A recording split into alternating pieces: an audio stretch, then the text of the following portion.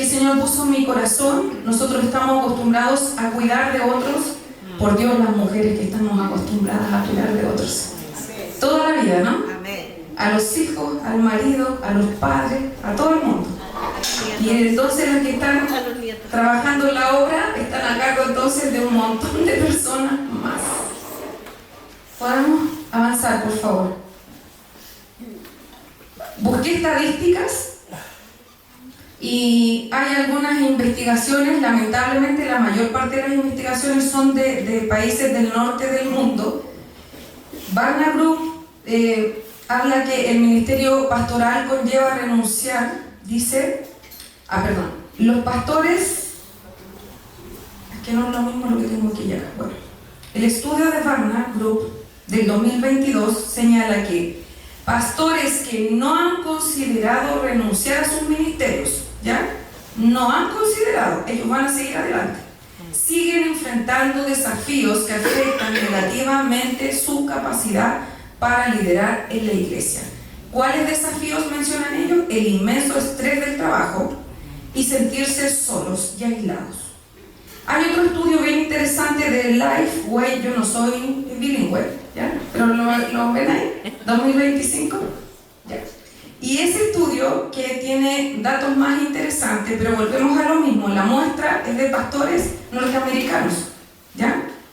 Entonces, tenemos que también bajar estas estadísticas a la realidad local. Bueno, dentro de lo que se descubre en este estudio de Lifeway es que razones por las cuales los pastores desertan, pero quiero detenerme en que el porcentaje de los pastores que desertan es del 1.2%, ¿bien? Entonces no podemos generalizar y decir que los pastores están desertando porque no es así. Gracias. No es así, ¿bien? Un 1 por 1.2 es muy bajito, ¿ya? Y en la acumulación en 10 años hablamos que había como una media de pastores que renuncian a los 10 años de un 12%. ¿Se dan cuenta que es muy poquito? ¿Bien? Así que sí, son varios los que siguen adelante. Gracias. Ahora, la otra diapo, por favor. Según un estudio reciente de Lifeway, la incidencia del agotamiento en la deserción pastoral se ha duplicado en la última década. Las causas de esta tendencia son una presión implacable. 2 de cada 3 pastores se sienten obligados a estar disponibles 24/7. El 57% describe su rol como frecuentemente abrumador y 1/3 admite sentirse profundamente aislado. Frente a este panorama, muchas iglesias han intentado establecer salvaguardas. Por ejemplo, el 72% de las congregaciones tienen un documento que comunica claramente las expectativas del rol, y aunque un notable 85% se siente libre de decir no a demandas poco realistas, este espacio para poner límites se está encogiendo, habiendo disminuido desde un 89% en 2015. Por tanto, el desafío no es solo reconocer que los pastores se cansan, sino que las iglesias encuentren formas de cuidar activamente a quienes los cuidan. No te pierdas nuestro video sobre la deserción de los pastores en nuestro canal de YouTube. Bien, se cansan, pero no desertan. La estadística dice que no desertan. Es muy poco el porcentaje de los pastores que abandonan el ministerio. Vamos a la otra diapo. El 67% de los pastores sienten que deben estar disponibles 24/7. Retenga esto.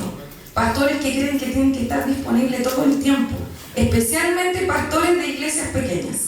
El 84% de los pastores coinciden en que trabajan duro para proteger su imagen como pastores. ¡Qué estresante! Imagínense, tener que proteger una imagen frente a la membresía. El 57% de los pastores afirma que su trabajo es frecuentemente abrumador. El 47% de los pastores siente a menudo que las exigencias del ministerio superan su capacidad de manejo, superan su capacidad real de dar respuesta. Esto nos da una tendencia, ¿no? Estamos hablando de pastores cansados, de pastores que sienten que tienen que funcionar todo el tiempo. Se dan cuenta que sienten que su trabajo es abrumador. Se se nota la tendencia que hay, ¿cierto? Entonces hablamos más bien de un agotamiento en los pastores. Eso sí es significativo, ¿bien? Estadísticamente hablando. Ahora, ¿qué otros hallazgos nos da este estudio del 2025? Es que los pastores experimentan aislamiento, ¿sí? El 34% de los pastores se sienten aislados en su rol ministerial. El 45% de los pastores que dedican tiempo a solas con el Señor lo hacen menos de 6 veces por semana. Tiene que ver con el devocional, ¿no? Es aparte de la preparación de sermones o lecciones. O sea, solo un 45% dice que lo hace menos de 6 veces por semana. O sea, pareciera que esta cantidad de tareas que van asociadas al ministerio le van restando tiempo al espacio de devocional personal. Eso es lo que nos está mostrando la estadística. El 17% de los pastores coinciden en que su familia se resiente de las exigencias del ministerio pastoral. 17%, es bajito, pero existe. Existe ahí un porcentaje de pastores que está diciendo, mira, mi familia lo está resintiendo, ¿sí? El 46% de los pastores coinciden en que a menudo les preocupa la seguridad financiera de su familia. La otra diapo, por favor. La seguridad financiera de su familia. Esto, vuelvo a insistir, son datos gringos. Seguramente este dato sería bastante diferente en Latinoamérica, ¿no? Entonces, ¿por qué? Porque además allá las iglesias les dan un sueldo a los pastores. Entonces, pero igual hay una tendencia de preocupación por las finanzas familiares. El 31% de los pastores coinciden en que las exigencias del ministerio les impiden pasar tiempo con su familia y eso va generando algún resentimiento familiar. Igual es una tendencia, 1 de cada 3 piensa que hay poco tiempo para dedicarle a su familia. Este estudio analizó 8 categorías, pero la categoría que hoy vamos a profundizar tiene que ver con el agotamiento emocional, el desgaste, que vimos que es una tendencia, ¿sí? Vamos, adelante, por favor.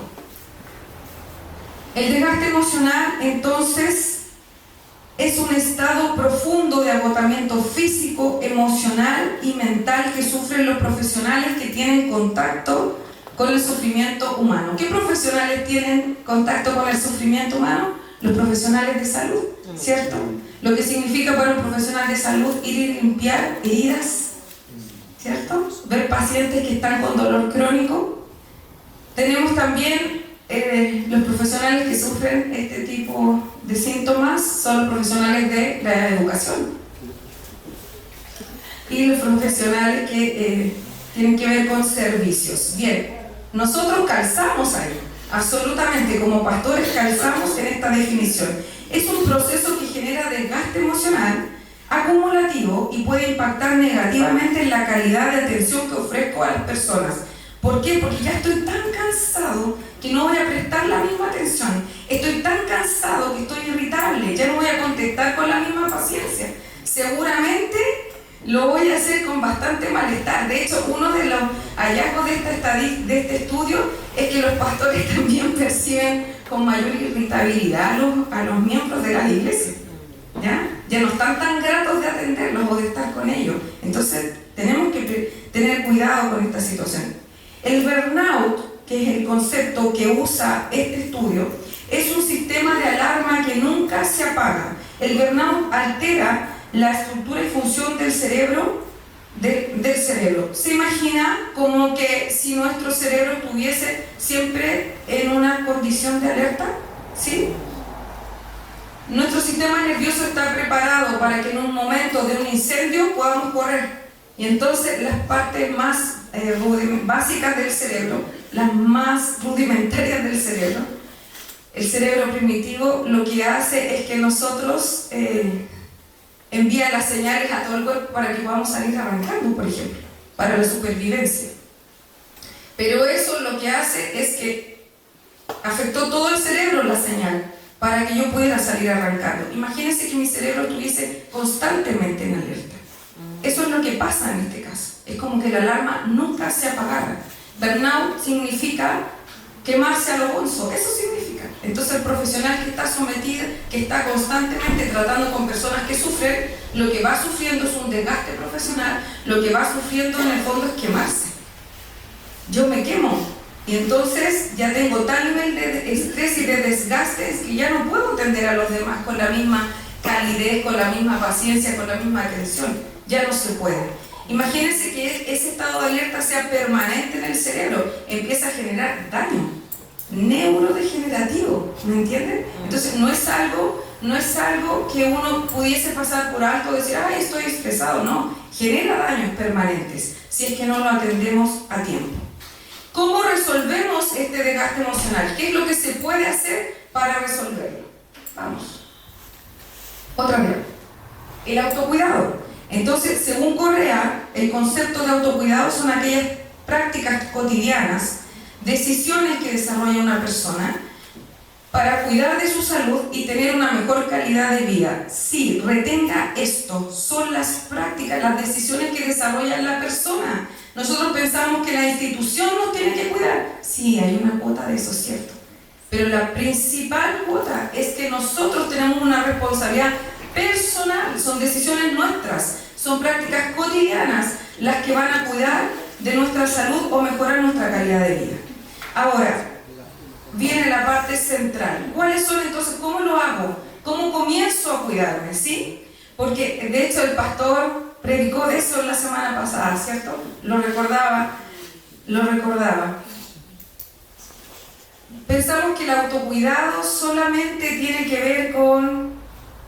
¿Tienen alguna idea? ¿Con alimentarse mejor? ¿Sí? ¿Con dormir mejor? ¿Con hacer ejercicio? Sí, todo eso es súper correcto, está súper bien.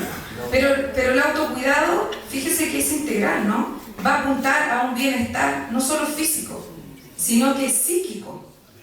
Es un bienestar mental, es un bienestar espiritual. Tiene que ser de manera íntegra, ¿bien? Primera estrategia que tenemos que evaluarnos. La idea es que en esta capacitación o en esta charla comencemos a hacer el checklist, decir, ¿estoy haciendo esto o no lo estoy haciendo? Negociar los límites, vamos. Entonces usted va a consulta psicológica y se habla mucho de límites. El límite no es que yo esté estresada y estoy súper cansada y entonces digo, ya, entonces haz las cosas tú. Eso no es el límite es conversado. El poner un límite es decir, bien, hasta aquí voy a llegar yo, voy a hacer hasta esta parte, ¿sí? Voy a aceptar estas o cuales cosas, pero es conversado. El límite no se pone cuando yo estoy desbordada, ¿me entienden? Se hace conversado, es previo. Previamente yo le voy a decir al otro hasta dónde voy a llegar, hasta dónde voy a hacer, no en el momento del desborde. Entonces, el autocuidado, lo primero es negociar estos límites. ¿Con quién tengo que negociar los límites? Primero lo tengo que negociar con mi esposo, ¿cierto? Con los líderes de la iglesia, con los miembros de la iglesia. ¿Cómo cuál es el límite? Hermano, yo no voy a atender llamadas de madrugada. Eso es un límite. ¿Sí? Hermanos, el día sábado es día familiar. Yo como pastor no voy a poner actividades ese día, ¿cierto? Como el límite. Yo lo tengo que respetar primero. Y cuando otro quiera venir a ponerme una actividad ese día, le diré, no, es el día familiar. ¿Se entiende el ejemplo que estoy dando? ¿Sí? Entonces, cuando yo pongo un límite, lo establezco, yo debo mantenerlo porque esa es la parte más difícil. No decir cuál es mi límite, sino mantenerlo. Entonces, es esencial que yo respete el límite que puse y hacer respetar el límite, porque van a haber personas que constantemente van a tratar de disponer de nuestro tiempo y de nuestra energía. Hermano, hay personas que a uno le drenan la energía, ¿o no? Sí. Yo en la consulta privada, que hace un par de años ya no hago, pero cuando habían pacientes que yo no los quería atender, que era un desgaste. Claro, si uno lo mira desde lo espiritual, debe haber tenido unos tremendos magos ahí, pero un drenar de energía tremendo. Tengo que escoger, ¿sí? Tengo que escoger. La energía que uno tiene es limitada, ¿no? Es limitada, pastores. Y ese es el problema, que tenemos este recurso. Este es mi recurso. Es limitado. Yo no puedo hacer más, ¿sí? Si no comienzo a quemarme. Entonces, hay hermanos que van a tratar de disponer de nuestro tiempo y de nuestra energía.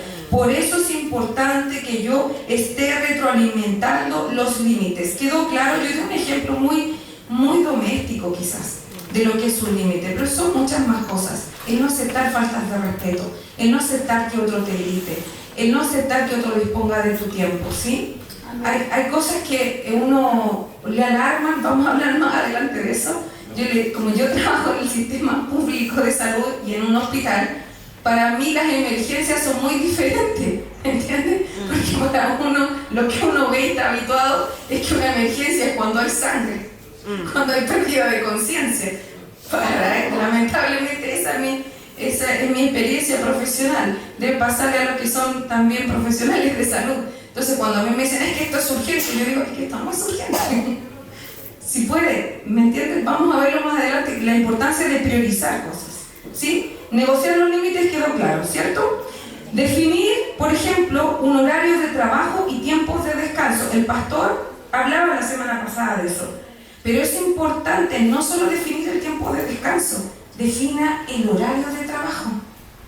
El pastor no puede estar 24/7. También debiese uno decir ya, cerrar la Biblia y decir ya, se acabó. Ahora voy a dedicarme a la casa. Ahora me voy a sentar a conversar con mis hijos. Debiésemos internalizar un horario, ¿me entienden? Para trabajar y para descansar.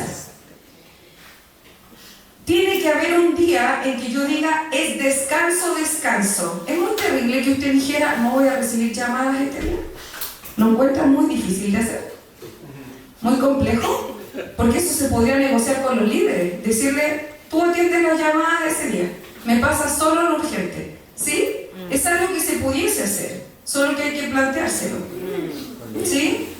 Porque estar de turno los 365 días del año, nadie lo puede hacer. Entonces, tenemos que definir un horario de trabajo, tiempos de descanso, que los tiempos de desconexión sean reales. Dejar la tecnología a un lado, dejar de contestar llamadas, ¿sí? Que las visitas a los hogares y que la atención de hermanos sean agendadas. ¿Les pasa a ustedes que los hermanos quieren ser atendidos cuando el culto termina? ¿Les pasa? ¿O nos pasa a nosotros nomás? Y son como 10 hermanos a la vez, ¿sí? Entonces, lo que yo les digo a los hermanos, yo te voy a dar una hora, y eso por mi formación profesional, yo te voy a dar una hora porque yo no te puedo atender de pasillo. No es correcto, porque aquí nos interrumpen, yo quiero sentarme y prestarte atención y tener el tiempo para escucharte, ¿sí? Entonces, por respeto al hermano y por respeto a nosotros, tenemos que agendar las cosas, agendarlas, y también con un tiempo delimitado. Yo no puedo sentarme en consejería pastoral 4 horas, ¿no? Porque en algún punto ya la conversación igual va a empezar solo a dar vueltas. Entonces, tiene que ser con un tiempo delimitado. Así como se agendan los controles médicos. Entonces tenemos hermanos que nos van a decir, no, que yo no puedo ese día. Bueno, pero hay gente que agenda los controles médicos. Agendan hasta las citas a la peluquería, ¿o no? A la manicure. O sea, ¿cómo no voy a poder agendar una atención con el pastor? La consejería pastoral, y esto lo vi de la literatura que está citada en esta presentación, que la consejería pastoral, si va a tomar más de 2 sesiones, yo debería considerar derivar al hermano a un especialista, ¿sí? Eso lo dice uno de los libros que cité. Debiese considerarse entonces derivar quizás a un profesional de salud mental o a otra especialidad afín. Definir bloques de tiempo para el trabajo profundo. Ya, voy a dedicar entre las 10 y 12 del día a que nadie me interrumpa, no voy a recibir llamadas. En ese horario voy a preparar los sermones o en ese horario voy a preparar los estudios. Bloques de tiempo, así, de trabajo profundo. Evitar la doble presencia. No sé si conocen este concepto. En la doble presencia es como que yo estoy en mi trabajo, pero en realidad mi mente está en la casa. Entonces estoy haciendo el listado del supermercado, las tareas de mi hijo, ¿me entienden? Las mamás, las que trabajan, uno mira a las compañeras de trabajo que están imprimiendo las tareas de los hijos. Sí, eso pasa, eso se llama doble presencia. Ahora tomemos ese ejemplo y llevémoslo al rol pastoral. Doble presencia. ¿Qué sería? Que nosotros estamos en la casa, estamos sentados a la mesa con nuestra familia y estamos pensando en Juanita, en Pepito, en el sermón de no sé qué, en la reunión, ¿cierto? ¿cierto? Doble presencia. Entonces tenemos que evitar la doble presencia, porque es un desgaste innecesario. Entonces, un profesor de la universidad decía, esto no es fácil, la casa es la casa, el trabajo es el trabajo. Y ustedes que tienen mucha más experiencia que yo, ¿acaso el trabajo ministerial no es un trabajo que uno podría decir? ¿Trabajo al trabajo? ¿Se puede o no? ¿O no se puede? Ustedes tienen mucho más experiencia que yo en esto. ¿Se puede o no se puede?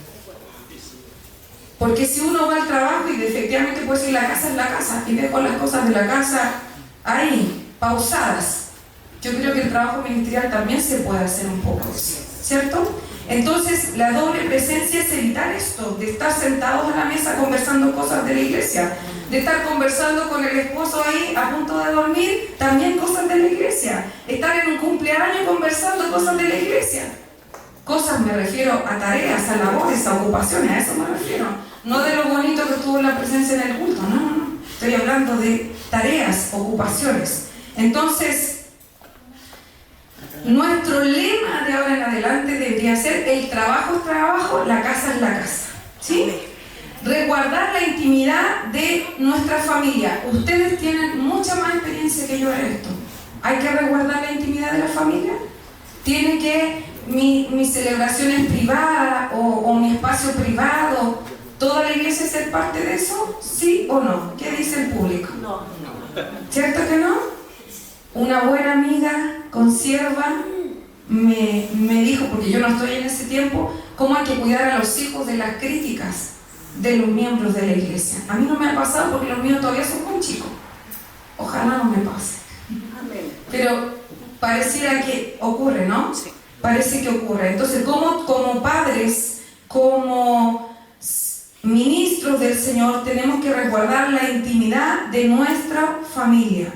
Resguardar nuestros tiempos de descanso también. Elegir a las personas con las cuales nos vamos a rodear, ¿sí? Como les decía, elegir bien si me voy a rodear de estas personas que realmente me cargan espiritualmente, se llevan toda mi energía. Pareciera que hay personas que hablamos con ellas y rapidito tenemos que ir a orar al Señor para despojarnos. ¿Le ha pasado? Otra estrategia, planificación flexible. ¿Qué significa eso? Yo decía, ¿cómo se puede planificar la agenda de un pastor? Si resulta que hoy pueden estar dando un sermón y mañana asistiendo a un velorio y a un funeral. Es que la agenda ministerial es dinámica, por lo tanto la planificación tiene que ser súper flexible, porque tiene que ser capaz de responder los imprevistos. Yo no puedo tomar los 5 días de la semana y hacer una agenda rígida. Debe ser una agenda totalmente flexible y por lo mismo no podemos llenarnos de actividades, ¿se da cuenta? Porque deberíamos, lo que hacen los profesionales, agendar bloques, ellos bloquean horarios, ¿cierto?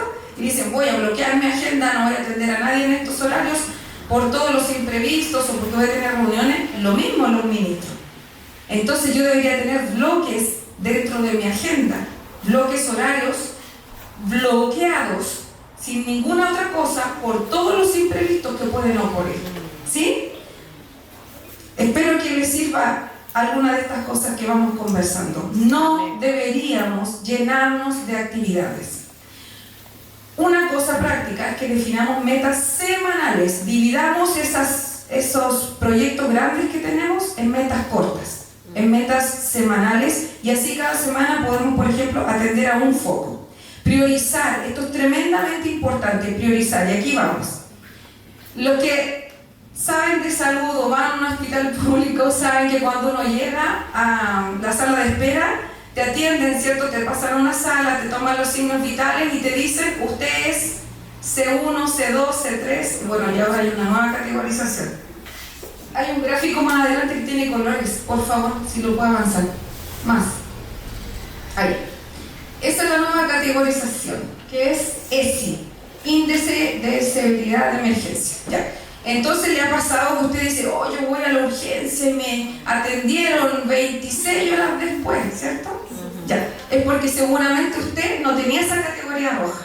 No venía con un paro cardiorrespiratorio, no venía con pérdida de conciencia, no venía todo fracturado. Entonces, usted no es prioritario. El paciente prioritario lo van a atender en 30 minutos, ¿sí? Y entonces ahí ellos categorizan. Entonces, lo mismo con los quehaceres de la iglesia. ¿Es urgente? ¿Es tan urgente? Porque urgente es ya. Que me pongo los zapatos y parto. ¿Sí? Me subo al auto y parto. Eso es urgente. Eso es urgente. Entonces, el urgente aquí es el paciente, así. Infarto, un paro cardiorrespiratorio, ¿sí? Ahora, hay pacientes que pueden esperar 2 horas. Hay pacientes que deberían... El 5, debiese irse para el consultorio. Porque viene en realidad porque le dolió la guatita, o viene porque está resfriado, y entonces esos son los pacientes, los 4 y los 5 colapsan los servicios de emergencia. Porque son mayor volumen, y en realidad son cosas que no debiesen atenderse en un servicio de emergencia. Miren, tomemos ese ejemplo y llevémoslo a los ministerios. Tenemos personas que lo que a ellos les ocurre, para ellos es urgente. Para ellos es urgente. Pero nosotros tenemos que ser capaces de discernir qué es lo urgente de lo que no es urgente. ¿Cierto? ¿Qué es lo urgente de lo que no es urgente? Ustedes me podrían dar muchos mejores ejemplos que los que yo les puedo dar. Debemos definir cuáles son los deberes como parte del ministerio. Y miren qué importante esto. Cada uno de ustedes, si yo le pidiera, haga un listado, ¿cuáles son sus tareas? ¿Cuáles son sus deberes ministeriales? Reales, ¿cierto? Porque yo conozco pastores que abren la iglesia, cierran la iglesia, ponen las diapos, cantan, coordinan, predican, limpian, ¿cierto?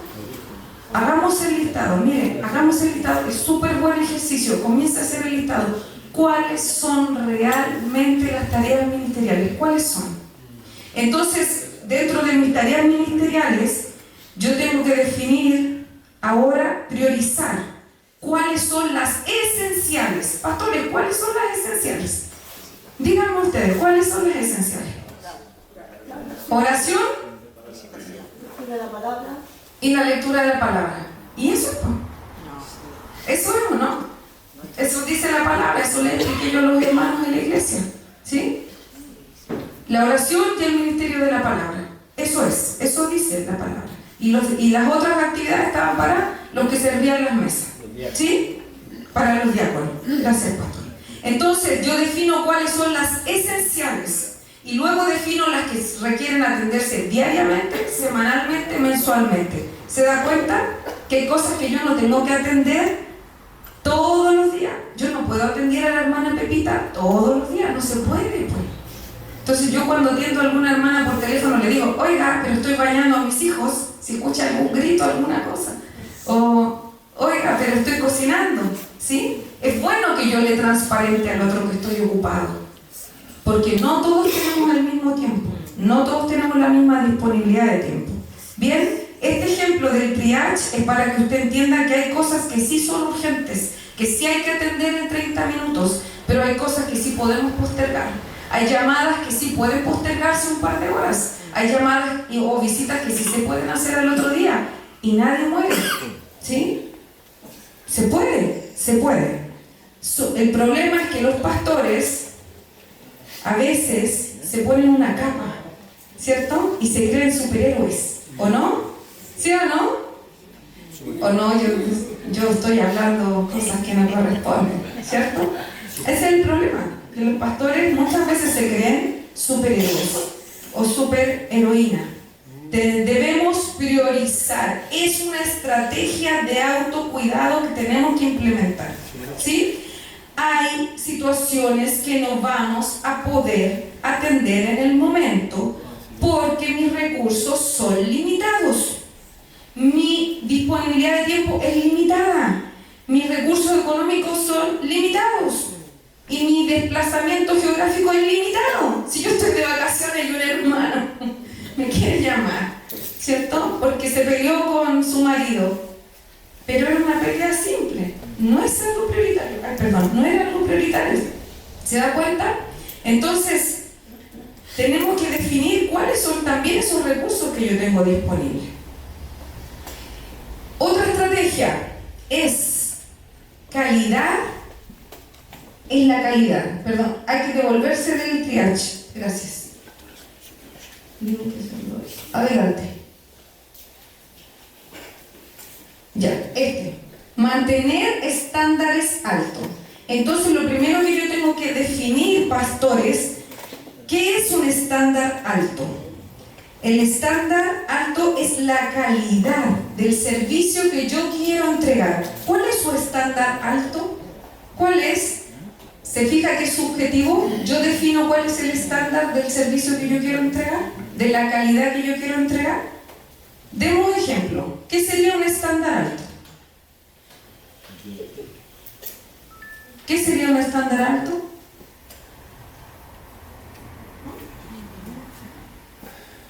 La calidad de lo que yo quiero entregar. Yo voy a dar un ejemplo, pero denme algunos de ustedes, es muy fome hablar sola. Ya. Entonces, por ejemplo, yo quiero que las ovejas que están a mi cuidado tengan un pastor presente y emocionalmente conectado. Es una exigencia alta, ¿sí? Un estándar alto, perdón. Que prepare buenos sermones, ¿sí? Mantenerlos cubiertos en oración, pastor. Que nuestra consejería sea basada en la escritura y no en la experiencia del personal. Súper bien. Eso sí, absolutamente. ¿Alguien más? Porque cuando ustedes dan ejemplos, nos vamos edificando. De hecho, ustedes me edifican mucho más a mí. Otros ejemplos, por ejemplo, que los cubramos en oración, que los atendamos en consejería pastoral, como hacía el pastor Dani, pero que sea ajustada a la palabra, ¿sí? Y además, que por ejemplo, que trabajemos activamente en evangelismo. Eso para mí es un estándar alto, ¿sí? ¿Y para usted, pastor? Que lo que predicamos también lo practiquemos, porque los hermanos lo van viendo en nosotros. La consecuencia, dice el pastor. Guardar nuestro testimonio, ¿cierto? ¿Qué para mí es un estándar alto? ¿Alguien más que quiera? Integridad. Integridad. Amén. Ahora, eso es un estándar, ¿cierto? Mi definición de la calidad, ¿sí? Pero ahora el estándar alto no tiene nada que ver con la exigencia alta. Y entonces hay que hacer la distinción. Es súper nutritivo hacer esta distinción. La exigencia es alta, es que yo digo entonces, tengo que abrir la iglesia, cerrar la iglesia, limpiar, se acabó el gas, limpiar los baños, hacer las diapos, preparar las canciones, preparar la coordinación, ¿me entiendes? No tiene que ver una cosa con la otra. Calidad versus cantidad. El estándar alto no tiene que ver con hacer más, tiene que ver con dedicarnos a lo que es esencial. ¿Se da cuenta? Entonces esto es tremendamente nutritivo. Por eso tenemos que definir, haga el ejercicio, defina su lista, defina cuáles son las tareas ministeriales esenciales para usted, porque también esto hay una subjetividad, ¿no? Es de acuerdo a lo que el Señor nos ha llamado a cada uno, ¿sí? Entonces defina su listado de tareas ministeriales a cumplir, y entonces ahí definimos nuestro estándar alto. Hoy esto no se ve muy claro. Entonces dice aquí, definir el nivel de calidad que espero lograr, diferenciar lo que es un estándar alto de una exigencia alta, definir la tarea ministerial que quiero cumplir. Por ejemplo, como lo habíamos dado ya, ser un pastor emocionalmente conectado. La exigencia alta va a generar una sobrecarga de tareas que me van a distraer de lograr el nivel de calidad que quiero. ¿Se entiende? Por eso tengo que tener cuidado de tomar tareas que son innecesarias. Por eso tengo que priorizar. Por eso tengo que decir, ¿realmente esto es urgente? Es más importante que yo me nutra espiritualmente. Es más importante que nada me quite mi devocional. Que nada me quite mi tiempo de oración, que nada me distraiga de el estudio de la palabra. Entonces, ¿por qué? Porque uno de los... Oye, cumplimos el tiempo. Uno de mi estándar es que cuando yo tenga que subir al altar, ¿cierto? Puedo entregar algo. Yo no puedo entregar lo que no tengo. Ustedes lo saben mejor que yo. Por lo tanto, tengo que definir cuáles son las prioridades, ¿sí? Delegar funciones, ya vamos terminando. Delegar funciones. La buena delegación tiene que ir de la mano con la capacitación. Porque ¿qué pasa? Cuando estamos con el límite de tiempo al cuello, empezamos ya, haga usted, tome esa caja, vaya a barra, ¿cierto? Delegamos en medio de la crisis. Delegamos cuando las cosas están así, al cuello, estamos al tope. La delegación no se hace de esa manera. La delegación eficiente es que yo capacito al otro. Le digo al otro qué es lo que puede decidir. Le digo al otro qué criterio tiene que utilizar. ¿Cuál es el resultado que yo espero? Pastor, tiene que explicitarle al otro lo que usted quiere. Yo le dije a los hermanos, no quiero que me pregunten nada. Nada. No me pregunten nada del coffee, por ejemplo. Pero usted tiene que ser claro en el resultado esperado. No significa que usted se desentiende, porque le ha pasado que cuando usted está con la soga al cuello, con el agua al cuello, dice, ya, velo tú, velo tú. ¿Le ha pasado? ¿Le suena ese ejemplo? Velo tú. Pero el velo tú es como que uno se quiere desentender. La delegación no es eso. El delegar es que yo no suelto la responsabilidad. Yo delegué funciones, pero yo tengo que supervisar. Yo soy igual parte de eso. Entonces, ¿le va haciendo sentido esto que estamos hablando? Porque pareciera que a veces delegamos cuando está el incendio. Delegamos cuando tenemos el agua al cuello. ¿Sí? Y por supuesto el otro no puede interpretar lo que yo quiero, lo que yo espero, qué criterio que puede decidir. Imposible de hacerlo. ¿Sí? Una de las funciones ministeriales es que nosotros capacitemos a los demás. Yo quedé muy sorprendida cuando leí eso en la palabra.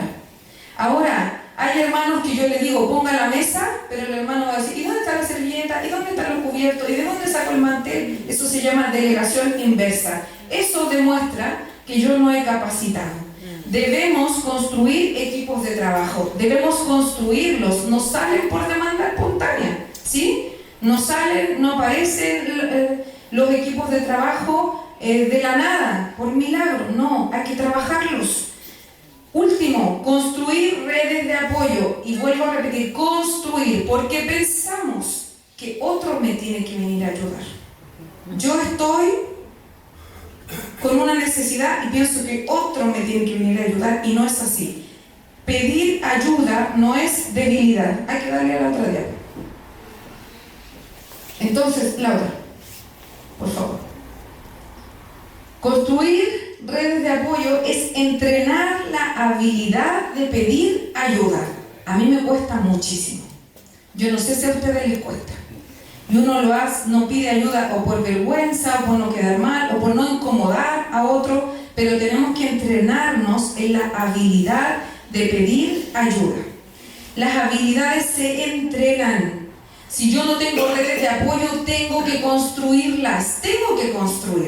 Muchas personas dicen, no, yo crío a mis hijos solo porque no tengo a nadie que me ayude. Las redes de apoyo pueden ser una vecina, las redes de apoyo puede ser una niñera, la red de apoyo puede estar dentro de la iglesia. Entonces, tomemos ese ejemplo y llevémoslo a lo ministerial. Las redes de apoyo se construyen. Yo me preocupo y le hago favores a este pastor, y de alguna manera este pastor también va a responder a esa ayuda que uno le presta. Después del Espíritu Santo, nuestro apoyo en el ministerio es nuestro esposo o esposa. Es así. También los estudios y las estadísticas lo demuestran.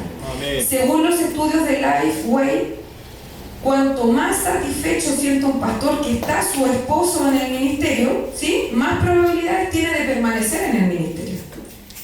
Los pastores deben tener grupos de apoyo. Nosotros dentro de la sección deberíamos tener un grupo de apoyo. Los pastores que somos más nuevos necesitamos ser mentoreados, ¿sí? Ahí está el pastor Benedicto, su esposa, que siempre nos están mentoreando a nosotros, pero eso también pudiese ser de manera más horizontal, que pastores con mayor experiencia estuvieran mentoreando a los que tienen menos experiencia.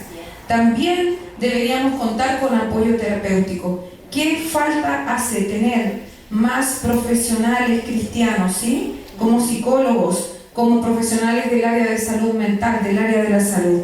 Necesitamos tener esas redes para derivar también a los hermanos que tienen alguna necesidad. Ejercicio. ¿Todos tienen ahí para anotar? Bien. Reflexione, con esto terminamos. Reflexione un instante el propósito que Dios tiene sobre su vida, el llamado que Dios tiene para su vida. ¿Lo recuerda?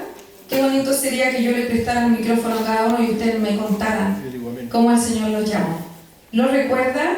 A veces con tanto que hacer lo olvidamos, nos distraemos de lo que realmente el Señor nos llamó. Entonces yo me puedo preguntar hoy día, ¿qué tarea específica me encomendó el Señor? La diapo, porfa. ¿Qué tarea específica me encomendó el Señor? Porque el llamado que es para uno no es para el otro. Hay algunos que el Señor nos llamó a ser evangelistas, ¿sí? A todos nos llamó a la gran comisión, pero hay algunos que tienen una habilidad sobrenatural para ese ministerio. Y hay algunos que tienen una habilidad sobrenatural para la maestría, y así sucesivamente, pastores. Entonces, defina usted qué tarea específica le encomendó el Señor, porque resulta que usted no tiene todas las habilidades. Yo escucho muchas veces decir a otros pastores antiguos, y seguramente que no eran de aquí, que ellos tenían todos los ministerios y todos los dones, y cuando yo leo la palabra y me habla del cuerpo de Cristo y que el Espíritu Santo reparte como Él quiere, es imposible tener todas las cosas, porque nos necesitamos los unos a los otros. Entonces justamente Dios lo hace de esa manera para que yo necesite a los hermanos. Es imposible que yo tenga todas las habilidades, es imposible, ¿sí? Entonces, ¿qué tarea específica le encomendó el Señor? Si yo le preguntara ahora, ¿usted me podría responder? ¿Qué actividades le han tenido tan ocupado que terminó descuidando su labor ministerial? ¿Puede usted hacer un listado de esas tareas que a usted lo distraen de lo que realmente tiene que hacer? ¿Puede hacerlo o no? Si yo le digo, levante la mano, ¿cuántos hacen las diapos de la alabanza? ¿Cuántos abren y cierran la iglesia? ¿Cuántos limpian los baños? Pastores, ¿se dan cuenta? Pero hay actividades que lamentablemente nos distraen de las tareas que realmente el Señor nos encomendó. ¿Hay algún área que usted quiera trabajar, por ejemplo, que usted sintió que quedó descuidada? Y que ha quedado descuidada justamente porque tiene las prioridades cambiadas. ¿Hay un área que usted identifica ahora? ¿Lo puede pensar? Si yo le pasara el micrófono, usted me podría decir, sí, en realidad me gustaría estudiar más. El pastor Labarca dijo la semana pasada que es importante que sigamos estudiando, que es importante que sigamos nutriéndonos, ¿no? Renovando los conocimientos. ¿Hay un área que usted sienta que quedó descuidada? Pregúnteselo. Última diapo. No voy a mencionarlo más porque ustedes me dan clases a mí. Pues. ¿Qué hacía Jesús? Jesús se retiraba. Jesús estaba con las multitudes, pero luego se retiraba. A veces necesitamos silencio. A veces necesitamos aislarnos para buscar al Padre. Jesús se retiraba constantemente en su ministerio. Jesús oraba de madrugada. Y de madrugada porque nadie lo molestaba. Pues. Yo me voy a orar y mis hijos me tocan la puerta cada 30 segundos. Porque son muy chicos. Entonces hay que orar en un momento en que nada me distraiga, en que nadie me interrumpa. Jesús lo hacía de madrugada, ¿sí? Tiempos de descanso y de sueño. Y cuando uno lee los evangelios va a encontrar que había tiempos de descanso y había tiempos de sueño, ¿cierto? Cuando se quedó dormido en la barca, ¿sí? Vamos. ¿Cierto? ¿Ah? ¿Se entendió así? No, se quedó dormida. En medio de la tormenta, para aclarar. Vamos, la siguiente diapo. Y este es mi favorito, porque este es el que me ha sostenido en este tiempo. Dice, en la angustia buscaba al Padre. Yo tengo muy poquita experiencia en comparación con ustedes, pero en este tiempo la escuela que he tenido es de la enfermedad que se me diagnosticó. En la angustia buscaba al Padre. Él nos da ejemplo. Porque es en esa búsqueda cuando Él fue fortalecido. Delegaba autoridad en sus discípulos. ¿Usted delega autoridad? ¿Usted delega? Uno no tiene que delegar. Mire qué interesante esto. Esto a mí me sirvió mucho cuando preparaba el tema. Uno no delega tareas, delega funciones. Yo no delego que el hermano pase la escoba. Yo le delego el aseo y el ornato de la iglesia. ¿Se dan cuenta? Yo no delego tareas, delego funciones. Jesús delegó autoridad. O sea, estamos hablando de cosas mucho mayores. Autoridad y responsabilidades. Pero ¿qué hizo primero? Los capacitó. Nunca los mandó sin una preparación previa. Los capacitó. Les dio el ejemplo, los capacitó. Luego los envió. Vamos. Hemos finalizado. Entonces, ¿quién cuida a los pastores? Contéstese usted. ¿Quién los cuida? Entonces nosotros estamos esperando que vengan otros a cuidar. Si es verdad, a todos nos gusta ser cuidados, ¿cierto? Pero no es así. ¿Quién cuida a los pastores? Nosotros tenemos que cuidar a los pastores. Primero, ¿sí? Vamos. ¿Qué? Última, diapo. El pastor es el responsable de cuidar activamente de su salud física, mental y espiritual. ¿Sí? Él es el responsable. No puedo postergar mi cita al médico por mis ocupaciones ministeriales, porque si lo hago el día 1 lo voy a hacer constantemente. ¿Se entiende? Entonces tome la cita médica en un horario que no le tope con el culto, pero hay que hacerlo, porque finalmente las estadísticas demuestran que estamos llenos de tareas. No es fácil. Un montón de pastores viven una sobrecarga de trabajo, un desgaste emocional. O sea, la estadística demuestra que este trabajo no va a ser fácil. Por lo tanto, tengo que organizarme dentro de todas las situaciones que van a ir emergiendo. Yo tengo que ser responsable de cuidarme. Tengo que detectar, y ese es uno de los objetivos de esta charla, detectar cuáles prácticas que yo uso van a desencadenar en mí este agotamiento. ¿Usted detecta alguna de lo que hemos hablado? ¿Hay alguna cosa que usted esté haciendo y que está generando ese desgaste innecesario? Genial. Si lo puedo detectar, me siento pagada. El autocuidado es fundamental para sostener en el tiempo la sanidad interior. Lo vuelvo a repetir. El autocuidado me va a permitir sostener la sanidad interior. El Señor hizo un proceso de sanidad interior con cada uno de nosotros, ¿sí? Pero la sanidad interior se puede perder. ¡Wow! Se puede perder. Los seres humanos siempre nos vamos a estar hiriendo. Yo tengo pacientes que los atendí en terapia hace 5 años y después de 5 años, 6 años necesitan otra vez ser atendidos por otro motivo. ¿Sí? La vida es dinámica. Nosotros podemos volver a irnos, ¿sí? Volver a sufrir. Por eso es tan necesario el autocuidado, porque el autocuidado va a ser esa habilidad a largo plazo que me va a permitir mantenerme sano. ¿Sí? Amén. Hemos finalizado. Amén. Y me pasé, discúlpeme, pastor. Preguntas, ¿sí?